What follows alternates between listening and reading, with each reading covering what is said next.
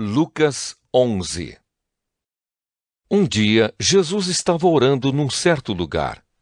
Quando acabou de orar, um dos seus discípulos pediu: Senhor, nos ensine a orar, como João ensinou os discípulos dele.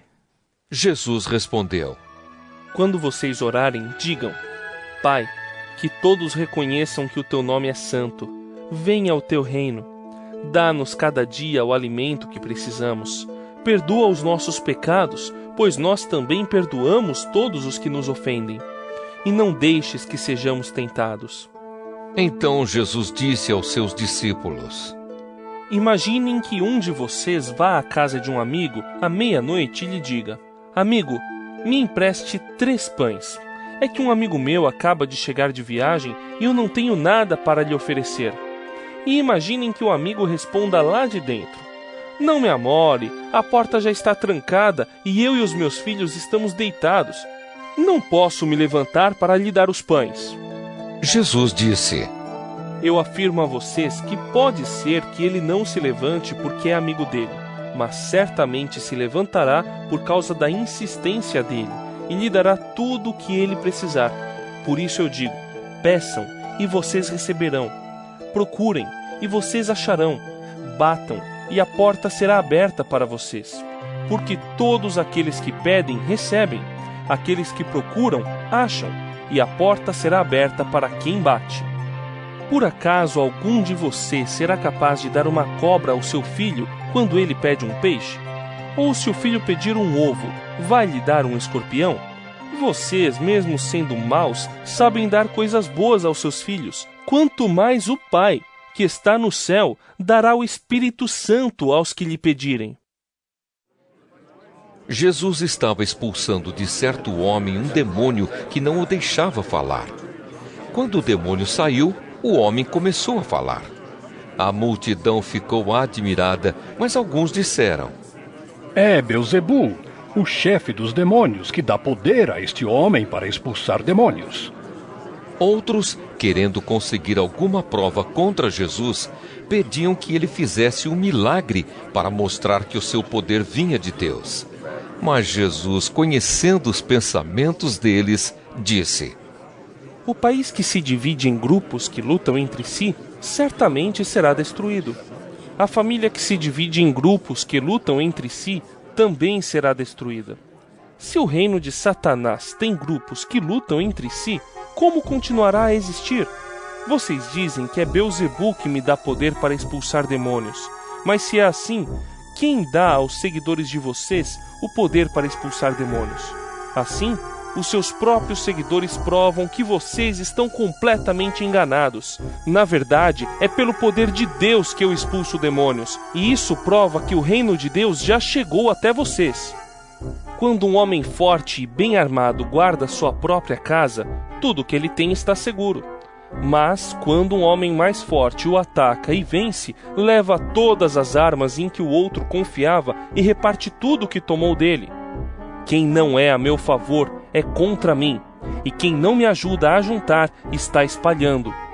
Jesus continuou: Quando um espírito mau sai de alguém, anda por lugares sem água, procurando onde descansar, mas não encontra. Então diz: Vou voltar para minha casa, de onde saí. Aí volta e encontra a casa varrida e arrumada.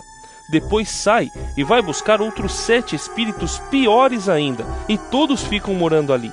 Assim, a situação daquela pessoa fica pior do que antes. Quando Jesus acabou de dizer isso, uma mulher que estava no meio da multidão gritou para ele: Como é feliz a mulher que pôs o Senhor no mundo e o amamentou. Mas Jesus respondeu: Mais felizes são aqueles que ouvem a mensagem de Deus e obedecem a ela. Quando a multidão se ajuntou em volta de Jesus, ele começou a falar e disse o seguinte: Como as pessoas de hoje são más. Pedem um milagre como sinal de aprovação de Deus, mas nenhum sinal lhes será dado, a não ser o milagre de Jonas. Assim como o profeta Jonas foi um sinal para os moradores da cidade de Nínive, assim também o Filho do Homem será um sinal para a gente de hoje. No dia do juízo, a rainha de Sabá vai se levantar e acusar vocês, pois ela veio de muito longe para ouvir os sábios ensinamentos de Salomão. E eu afirmo que o que está aqui é mais importante do que Salomão. No dia do juízo, o povo de Nínive vai se levantar e acusar vocês, porque quando ouviram a mensagem de Jonas, eles se arrependeram dos seus pecados. E eu afirmo que o que está aqui é mais importante do que Jonas. Jesus continuou: Ninguém acende uma lamparina para pôr num lugar escondido ou debaixo de um cesto.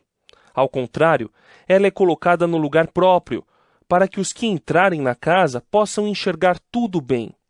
Os olhos são como uma luz para o corpo. Quando os olhos de vocês são bons, todo o seu corpo fica cheio de luz. Porém, se os seus olhos forem maus, o seu corpo ficará cheio de escuridão.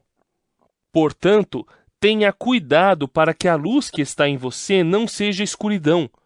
Pois se o seu corpo estiver completamente luminoso e nenhuma parte estiver escura, então ele ficará todo cheio de luz, como acontece quando você é iluminado pelo brilho de uma lamparina. Quando Jesus acabou de falar, um fariseu o convidou para jantar na casa dele. Jesus foi e sentou-se à mesa. O fariseu ficou admirado quando viu que Jesus não tinha se lavado antes de comer. Então o Senhor disse a ele: Vocês, fariseus, lavam o copo e o prato por fora, mas por dentro vocês estão cheios de violência e de maldade. Seus tolos! Quem fez o lado de fora não é o mesmo que fez o lado de dentro? Portanto, deem aos pobres o que está dentro dos seus copos e pratos, e assim tudo ficará limpo para vocês. Ai de vocês, fariseus! Pois dão para Deus a 10ª parte até mesmo da hortelã, da arruda e de todas as verduras, mas não são justos com os outros e não amam a Deus. E são exatamente essas coisas que vocês devem fazer sem deixar de lado as outras. Ai de vocês, fariseus! Pois gostam demais dos lugares de honra nas sinagogas e gostam de ser cumprimentados com respeito nas praças. Ai de vocês! Pois são como sepulturas que não se veem, sepulturas que as pessoas pisam sem perceber.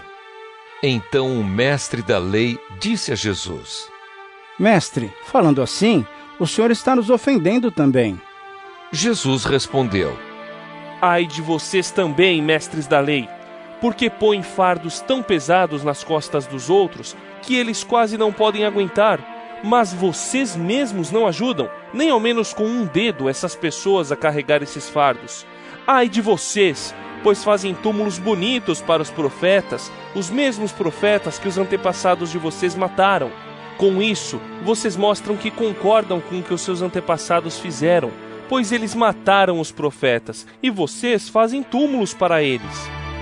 Por isso, a sabedoria de Deus disse: Mandarei para eles profetas e mensageiros, e eles matarão alguns e perseguirão outros. Por causa disso, esta gente de hoje será castigada pela morte de todos os profetas assassinados desde a criação do mundo, começando pela morte de Abel até a morte de Zacarias, que foi assassinado entre o altar e o lugar santo. Sim, eu afirmo a vocês que o povo de hoje será castigado por todos esses crimes. Ai de vocês, mestres da lei, pois guardam a chave que abre a porta da casa da sabedoria, e assim nem vocês mesmos entram, nem deixam os outros entrarem. Quando Jesus saiu dali, os mestres da lei e os fariseus começaram a criticá-lo com raiva e a lhe fazer perguntas sobre muitos assuntos. Eles queriam levá-lo a dizer alguma coisa que pudesse lhe servir de motivo para acusá-lo.